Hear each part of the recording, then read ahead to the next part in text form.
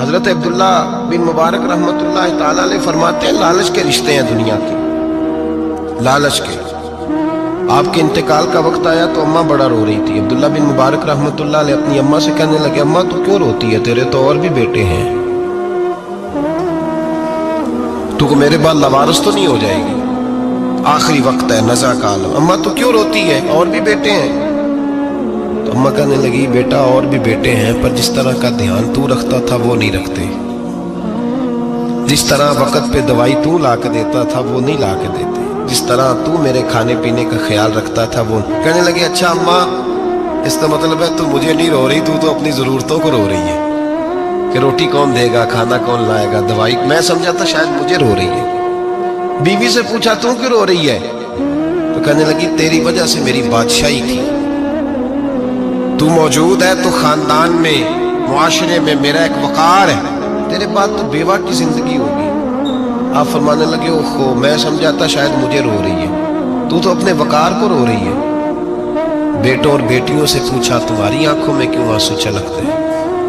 کہنے لگے ابا جس پیار سے باپ شادی کرتا ہے دوسرا کوئی نہیں کر سکتا، اور جس محبت سے باپ لا کے کما کے دیتا ہے دوسرا کوئی نہیں دے سکتا۔ فرمانے لگے اوہو میں سمجھا تھا مجھے رو رہے ہو، تم تو شادیوں کو رو رہے ہو، میرے ساتھ تو تعلق ہی نہیں۔ پھر عبداللہ بن مبارک رونے لگے، اب پھوٹ کے روئے۔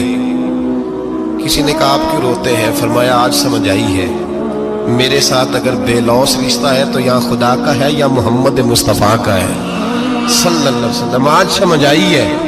وہ میں نے جن کے ساتھ تعلق مضبوط کیا ہی نہیں، کبھی فجر چھوڑی، کبھی زور چھوڑی، کبھی ایک رہ گیا، کبھی وہ رہ گیا، کبھی داڑھی کا پروگرام بنا، کبھی رہ گیا، جن کے ساتھ میں کمزور تھا وہ میرے ساتھ مضبوط تھے، اور جن کے ساتھ میں مضبوط تھا ان کا میرے ساتھ کیا حال تھا۔ یہ کمزوری ہے رشتوں میں، وفا نہیں۔ ہمیں تو بھائی کام پیارا ہے، چم نہیں۔ بالکل بچے شکایت کرتے ہیں، کہتے ہیں ابا کماؤ پتر سے پیار کرنے لگا ہے، بچے شکوا کرتے ہیں، کہتے ہیں جو آدمی جیب میں زیادہ پیسے ڈالتا ہے ابا جی کا پیارا ہے۔ باپ شکوا کرنے لگے ہیں، کہتے ہیں میں مالدار ہوتا تو میرے بچے بھی فرما بردار ہوتے۔ رشتوں کو روح کا رشتہ بنائے، وفا کا رشتہ بنائے، وفا کا۔ کتے کا ذکر قرآن پاک میں آیا ہے، اس لیے آیا ہے کہ اس نے اللہ کے ولیوں سے وفا کی تھی، اسی آیا ہے کہ اس نے اللہ کے ولیوں کے ساتھ وفاداری کی، وفاداری کی تو اللہ نے اس کا ذکر